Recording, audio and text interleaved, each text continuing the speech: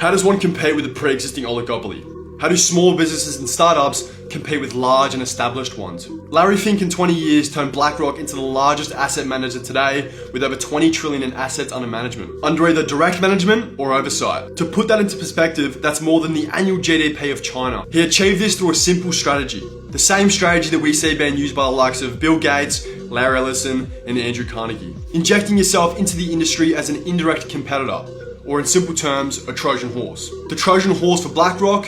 Aladdin. Aladdin's fundamental principle was the software for risk management. The software wouldn't only be used to manage their own portfolio, but rather and more importantly to be sold to rival firms such as Vanguard and JP Morgan. The more firms adopted Aladdin, the more data it had available, advertently making the predictive models more accurate. This caused a vicious cycle of growth until not adopting Aladdin will become a competitive disadvantage. This highlights their rise as a fintech giant. What about their rise to 11 trillion in assets under direct management? It was a case of preparation meeting opportunity. Their preparation being the software, able to handle everything from risk to trade execution, and the opportunity being the changing sentiment away from high-fee investment funds towards low-fee ETFs. Due to Aladdin on an operational and financing level, made it possible to capture nearly 30% of all ETF market share. This was episode 19 of Studying the Art of the Deal.